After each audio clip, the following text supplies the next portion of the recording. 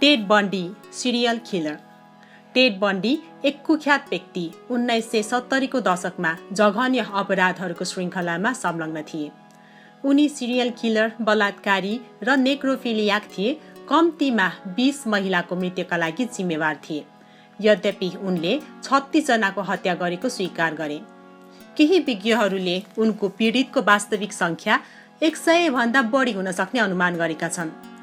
February 1978 मा बन्डीलाई पक्राउ गरियो र त्यसपछि फ्लोरिडा स्टेट युनिभर्सिटीमा ची ओमेगा समाजका 2 सदस्य र 12 वर्षीय केटीको हत्याको लागि मृत्युदण्डको सजाय पाए। उसको डरलाग्दो कार्यहरूको बावजुद बन्डीको क्यारिजमेटिक आचरणले ध्यान आकर्षित गर्यो र उनले आफ्नो परीक्षणको क्रममा एक निश्चित स्तरको कुख्यात प्राप्त गरे। उनको केसले सिरियल किलरहरूको वरिपरि केन्द्रित धेरै उपन्यासहरू र चलचित्रहरूको लागि प्रेरणाको रूपमा सेवा गरेको छ। अन्ततः बन्डीले 1889 मा मृत्युदण्डको सजाय पाए। नोभेम्बर 24, 1946 मा बर्लिङटन, वर्मोन्टमा जन्मेको थियोडोर रोबर्ट बन्डी टेड बन्डी भनेर चिनिन्छन्। आफ्नी आमा एलेनोर लुइस कोवेलको गोप्य प्रेमको कारण संसारमा आए। अवैवाहिक सम्बन्धबाट जन्मिएको कारण कोवेललाई गहिरो अप्ठ्यारो लाग्यो, जो त्यति बेला मात्र 22 वर्षकी थिइन् र उनले अविवाहित भएर पनि टेडलाई जन्म दिइन्।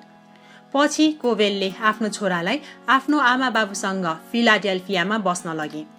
टेड बन्डीको जन्म प्रमाणपत्रले उनको बुबाको बारेमा कुनै जानकारी प्रदान गर्दैन र उनको बुबाको पहिचान अनिश्चित छुट्छ। उनको बुबाको पहिचान गर्ने प्रयासमा विभिन्न सिद्धान्तहरू देखा परेका छन्। टेडका सहकर्मी र द स्ट्रेन्जर बिसाइड मी का लेखक एन रुबलले प्रस्ताव गरेको एउटा सिद्धान्तले वायुसेनाका दिग्गज र पेन राज्यका स्नातक लोयड मार्शल उनको बुबा हुन सक्छन् भनी सुझाव दिन्छ। अन्य स्रोतहरूले अनुमान लगाउँछन् कि ज्याक वर्थिङटन उनको बुबा हुन सक्छ, जबकि त्यहाँ अपवाहहरू पनि छन् कि उनको बुबा आफ्नै हजुरबुबा हुन सक्छ। यद्यपि ठोस प्रमाणको अभावको कारण टेड बन्डीको बुबाको वास्तविक पहिचान हुन सकेको छैन। जन्मेको तथ्य लुकाउनुको लागि बन्डीलाई उनका हजुरबा हजुरआमाले हुर्काए र उनको आमा उनकी बहिनी थिइन् भन्ने जानकारी दियो। केही वर्षपछि कोवेल बन्डीको साथ उनी टाउकोमा वाशिङटनमा गए। 1951 मा उनको आमाले जोनी बन्डीसँग विवाह गरे र टेडले आफ्नो सौतेनी बुबाको उपनाम अपनाए। यद्यपि यो भनिन्छ कि टेडले आफ्नो सौतेनी बुबालाई कम आदर गर्थे, जसलाई उनले अशिक्षित र तल्लो सामाजिक वर्गको रूपमा हेरेका थिए। जोनी र लुइस बन्डीले एकसाथ धेरै बच्चाहरू जन्माए। बन्डीको पालन पोषण एक स्थिर श्रमिक वर्ग परिवारमा भएको देखिन्छ। 3 वर्षको उमेरमा उनको चक्कुमा गहिरो रुचि विकास भयो। उनी एकाडेमिक रूपमा सफल र बौद्धिक थिए। बन्डीले सामाजिक रूपमा सङ्घर्ष गरे र आफ्ना साथीहरूसँग जोडिन गाह्रो भयो। उनको किशोरावस्थामा बन्डीको चरित्रको गाढा पक्ष सतहमा आउन थाल्यो। उनले अन्य मानिसहरूको झ्यालहरूमा लुकेर चिहाउने बानी विकास गर्यो। थप रूपमा उनले आफूले चाहेको चिजहरू चोरी गर्नमा कुनै सङ्कोच देखाएन। यी प्रारम्भिक सङ्केतहरूले अरूको सीमा र अधिकारहरूको लागि बढ्दो व्यवस्थामा सङ्केत गरे। वाशिङटन विश्वविद्यालयमा विद्यार्थीको रूपमा आफ्नो समयको क्रममा बन्डी क्यालिफोर्नियाको धनी पृष्ठभूमिबाट आएकी डियान एडवर्ड्स नामकी युवतीसँग मोहित भए। डियानले बन्डीलाई अपिल गर्ने गुणहरू पाएका थिए: धन, सौन्दर्य र सामाजिक स्थिति। तिनीहरूको सम्बन्ध अन्ततः समाप्त भयो, जसले बन्डीलाई गहिरो असर गर्यो। यो ध्यान दिन लायक छ कि पछिल्ला धेरै पीडितहरूले उनको कलेज प्रेमिकासँग शारीरिक समानताहरू साझा गरे, किनकि तिनीहरू प्राय लामो कालो कपाल भएका आकर्षक महिला विद्यार्थीहरू थिए। 1970 को मध्यमा बन्डीले सामाजिक र राजनीतिक मामिलाहरूमा आत्मआश्वासन र संलग्नता बढेको रूपमा प्रकट गर्दै एक रूपान्तरण भयो। उनले आफ्नो व्यवहारमा नयाँ आत्मविश्वास देखायो। राजनीतिक मामिलामा बन्डीको संलग्नता अभियानमा काम गर्न विस्तार भयो, जसले उनलाई वाशिङटनको रिपब्लिक गभर्नरबाट सिफारिसको पत्र प्राप्त गर्यो। यस अवधिले बन्डीको सार्वजनिक व्यक्तित्वमा परिवर्तन देखायो, किनकि उसले आफ्नो व्यक्तिगत जीवनभन्दा बाहिरका गतिविधिहरूमा सक्रिय रूपमा भाग लियो।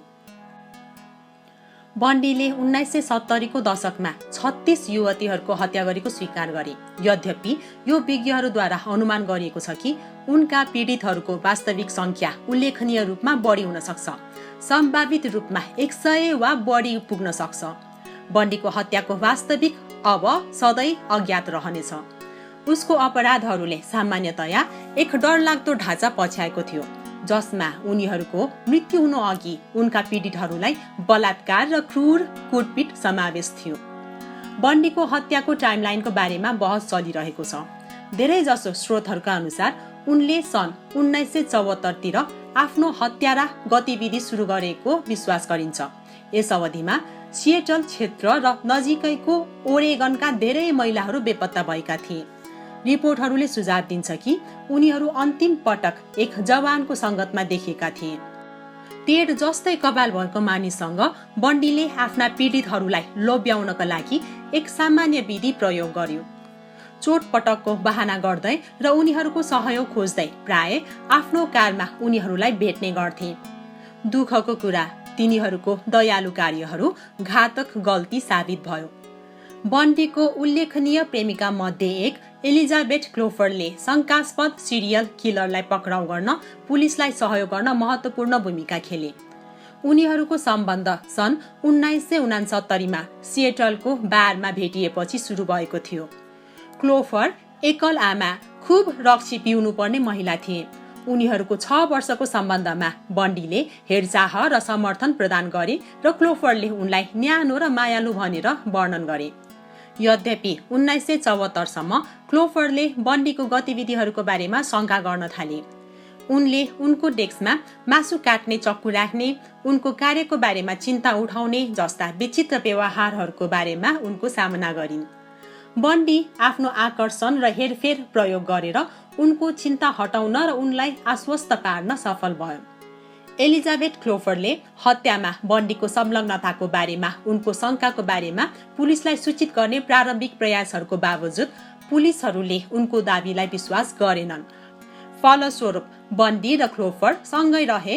यद्यपि बन्डी अर्को वर्ष ओलम्पियामा स्थानान्तरण गरेपछि उनीहरूको सम्बन्ध तनावपूर्ण भयो। 1975 मा क्लोफर्ड एकपटक फेरि पुलिसलाई सम्पर्क गर्यो। यसपटक भने उनले प्रमाण जम्मा पारे। बन्डीले क्लोफर्डलाई आफ्नो जेलबाट फोन स्वीकार गरे कि उनले आवेग आएर उनलाई मार्ने प्रयास गरेको थियो। बन्डीसँगको सम्बन्ध तोड्न कटिबद्ध क्लोफर्डले उनीहरूको सम्बन्ध समाप्त गरिन् र आफ्ना अनुभवहरू सुनाउँदै एउटा पुस्तक लेख्न थाले। 1974 को शरद ऋतुको दौडान बन्डीले आफ्नो कानुनको अध्ययनलाई पछ्याउन उटाहमा स्थानान्तरण गरे।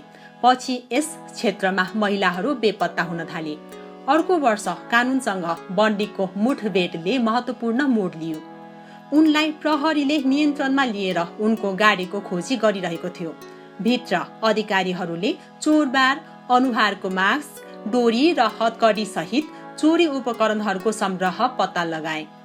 नतिजाको रूपमा तिनलाई यी उपकरणहरूको स्वामित्वको लागि गिरफ्तार गरियो र कानुन प्रवर्तनले तिनलाई थप जघन्य अपराधहरूमा जोड्न थाल्यो। 1975 मा बन्डीले थप कानुनी नतिजाहरूको सामना गर्नु पर्यो। उनी क्यारोल डारोन्सको अपहरणको लागि पक्राउ परे, तर उनको चङ्कुलबाट उम्कन सफल भए। यस विशेष अपराधका लागि बन्डीलाई पछि दोषी ठहराइयो र 1 देखि 15 वर्षको जेल सजाय सुनाइएको थियो। 1977 मा बन्डी 2 अलग अवसरहरूमा जेलबाट भाग्न सफल भए। कोलोराडोमा एक युवतीको मृत्युसँग सम्बन्धित हत्या अभियोगको सामना गर्दा उनी पहिलो भागेको थियो। मुद्दामा आफूलाई प्रतिनिधित्व गर्ने छनौट गर्दै बन्डीले अदालतको पुस्तकालयको भ्रमणको फाइदा उठाए, जहाँ उनले झ्यालबाट बाहिर हाम फालेर भागेका थिए। यद्यपि उनको स्वतन्त्रता अल्पकालीन थियो, किनकि अधिकारीहरूले उनलाई 8 दिनपछि पुनः कब्जा गर्न सफल भए। घटनाहरूको एक साहसी मोडमा बन्डी त्यही वर्षको डिसेम्बरमा फेरि हिरासतबाट भागे। उसले सावधानीपूर्वक आफ्नो सेलको छतमा एउटा प्वाल बनाए। साँघुरो खुल्लामा फिट हुन 30 पाउन्ड भन्दा बढी दुब्लाए। उल्लेखनीय कुरा के छ भने अधिकारीहरूले 15 घण्टापछि मात्र बन्डीको अनुपस्थिति पत्ता लगाए। दोस्रो जेलबाट भागेपछि बन्डीले अन्ततः आफूलाई फ्लोरिडाको टल्लाहसीमा भेट्टाए। यो जनवरी 14, 1978 को रात थियो कि उनी फ्लोरिडा स्टेट युनिभर्सिटीको ची ओमेगा सोरोरिटी हाउसमा प्रवेश गरे। भित्र उनले 4 जवान महिलाहरूलाई नराम्रोसँग आक्रमण गर्यो। परिणाम स्वरूप मार्गरेट बोम्यान र लिसा लेवीको मृत्यु भयो। फेब्रुअरी 9 मा उनले 12 वर्षीय किम्बर्ली लिजको अपहरण र हत्या गरे। यी जघन्य अपराधहरूले उनको हत्याको चरम सीमालाई चिन्हित गर्यो, किनकि उनको कार्यले कानुन प्रवर्तनको ध्यान खिच्यो, जसको कारण त्यो महिनापछि उसको अन्तिम गिरफ्तारी भयो। ची ओमेगा घरमा भएको 2 हत्यामा बन्डीलाई अपराधी ठहर्याउन महत्वपूर्ण साबित भएका प्रमाणहरू लिसा लेवीको शरीरमा पाइने काटेका निशानहरू थिए, जुन निश्चित रूपमा बन्डीसँग मिलेको थियो। यस घृणित परिणामको खोजले उनको विरुद्ध मुद्दा निर्माण गर्न महत्वपूर्ण भूमिका खेलेको थियो। बन्डीको आपराधिक परीक्षाको दौरान उनकी आमा लुइस पुगेट साउन्ड विश्वविद्यालयमा सचिवको रूपमा कार्यरत रहे र जोनीसँग विवाह गरेर बसिरहेकी थिइन्। आफ्नो छोरा विरुद्ध बढ्दो आरोपहरूको बावजुद लुइसले सुरुमा धेरै वर्षसम्म आरोपहरू विश्वास गर्न अस्वीकार गरे। जे होस्, बन्डीले आफ्नो अपराध स्वीकार गरेपछि उनको परिप्रेक्ष्य परिवर्तन भयो। बन्डीको आकर्षक उपस्थिति, करिश्मा र बुद्धिमत्ताले उनको परीक्षणको क्रममा उनको ध्यान र कुख्यातको एक महत्वपूर्ण मात्रा कमाएको थियो। उनको विरुद्ध भारी प्रमाणको सामना गर्नु परे पनि उनले आफ्नो जीवनको लागि कडा सङ्घर्ष गरे। यद्यपि जुलाई 1979 मा उहाँ मार्गरेट बोम्यान र लिसा लेवीको हत्याको लागि दोषी पाइयो, जसको परिणाम स्वरूप 2 वटा मृत्युदण्डको सजाय भयो। लगभग उनी 9 वर्ष जेलमा मृत्यु कुरेर बसे। 1980 मा बन्डीले किम्बर्ली लिजको हत्याको लागि फेरि अर्को मृत्युदण्ड पाए। यसले उनको 1989 मा इलेक्ट्रिक कुर्सीद्वारा उनको मृत्युदण्डको नेतृत्व गर्यो। आफ्नो कानुनी लडाईँमा बन्डीले विभिन्न अपिलहरू पछ्याए। अमेरिकाको सर्वोच्च अदालतमा आफ्नो मुद्दा ल्याउने प्रयास समेत गरे। यद्यपि उनको अपिल अस्वीकार गरियो र उनको मृत्युदण्ड अपरिहार्य भयो। आफ्नो सजाय स्थगित गर्ने अन्तिम प्रयासमा बन्डीले मृत्युदण्डबाट छुटकाराको लागि वार्ता गर्ने आशा राख्दै अनसुल्झे हत्याहरूको बारेमा जानकारी प्रस्ताव गरे। तैपनि तिनको प्रयास व्यर्थ साबित भयो र अन्ततः न्याय गरियो। फेब्रुअरी 1980 मा उनको परीक्षणको दण्डको चरणमा बन्डीले क्यारोल एन बुनसँग विवाह गरे, जसलाई उनले आफ्नो प्रारम्भिक गिरफ्तारी अघि डेट गरेका थिए। विवाह अदालतको कोठाभित्र भएको थियो र न्यायाधीशद्वारा साक्षी थियो, त्यसैले यो फ्लोरिडामा कानुनी रूपमा वैध बनाइयो। ओलम्पिया वाशिङटनको आपतकालीन सेवा विभागमा काम गर्ने क्रममा बुन र बन्डीको भेट 6 वर्ष अघि भएको थियो। 1982 मा बुनले रोज नामक छोरीलाई जन्म दिए र बन्डीलाई पिताको रूपमा दाबी गरे।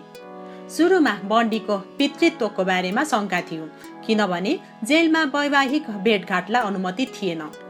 जे होस्, बन्डीको पूर्व सहकर्मी र उनको बारेमा एउटा पुस्तकको लेखक एन रुलले सुझाव दिएका छन् कि बन्डीले बुनसँग भेट्न जेल गार्डहरूलाई घुस दिएको हुन सक्छ। समय बित्दै जाँदा बुनले आफ्नो अपराधमा बन्डीको दोष महसुस गरे। नियमको पुस्तक अनुसार बुनले 1985 मा बन्डीसँग सम्बन्ध विच्छेद गरे र छोरीसँग वाशिङटन गए। रोजको बारेमा सीमित जानकारी उपलब्ध छ, जसलाई रोजा पनि भनिन्छ, किनकि बुनले आफ्नो गोपनीयताको रक्षा गर्न र सार्वजनिक नजरबाट टाढा राख्नका लागि उनीहरूको दुवै नाम परिवर्तन गरेको बताइएको छ। नियमले जानी उनीहरूको गोपनीयताको आवश्यकतालाई सम्मान गर्दै बुन र रोजको बारेमा जानकारी खोज्नबाट परहेज गरेको छ। उनीहरूका सम्बन्धमा पत्रकारहरूबाट सोधपुछ गरेर उनी अलमलमा पढ्न नपाउने इच्छा व्यक्त गरेकी छिन्। 24 जनवरी 1989 को बिहान टेड बन्डीलाई फ्लोरिडा राज्य जेलमा विद्युतीय कुर्सीमा लगभग 7 बजे मृत्युदण्ड दिएको थियो, जसलाई सामान्यतया ओल्ड स्पार्की भनिन्छ। जेल बाहिर दर्शकको भिडको बीचमा मृत्युदण्ड दिएको थियो। केही सर्वसाधारणले हर्षोल्लास गर्दै आतिशबाजी समेत गरेका थिए। रिपोर्टहरूका अनुसार टेड बन्डीले धेरै अवसरहरूमा पश्चातापको संकेत देखाए र आँसु बगाए। मृत्युदण्डको अघिल्लो रात उनले आफ्नी आमालाई 2 चोटि फोन गरे। आफ्नो अन्तिम खानाको लागि बन्डीले स्टिक, अन्डा, ह्यास ब्राउन र टोस्ट अनुरोध गरे। उनको अन्तिम क्षणहरूमा बन्डीको अन्तिम शब्दहरू उनका वकिल जिम कोलम्यान र मन्त्री फ्रेड लरेन्सतर्फ निर्देशित थिए। उनले उनीहरूलाई मृत्युदण्ड अघि आफ्नो परिवार र साथीहरूलाई आफ्नो प्रेम व्यक्त गर्न आग्रह गरे। टेड बन्डीको मृत्युदण्डपछि वैज्ञानिकहरूले उनको हिंसक व्यवहारमा अन्तर्दृष्टि प्रदान गर्न सक्ने कुनै पनि शारीरिक असामान्यताहरू खोज्नको लागि उनको मस्तिष्कको अध्ययन गरे, तर त्यस्ता असामान्यताहरू केही फेला परेनन्। बन्डीको शवलाई फ्लोरिडाको गेनेसभिलमा कुनै सार्वजनिक समारोह बिना दाह संस्कार गरिएको थियो। मृत्युदण्ड दिनुअघि उनले आफ्नो खरानी वाशिंटन राज्यको कास्केड पर्वतमा छरिने इच्छा व्यक्त गरे, जहाँ उनले आफ्ना धेरै पीडितहरूको हत्या गरेका थिए। धन्यवाद।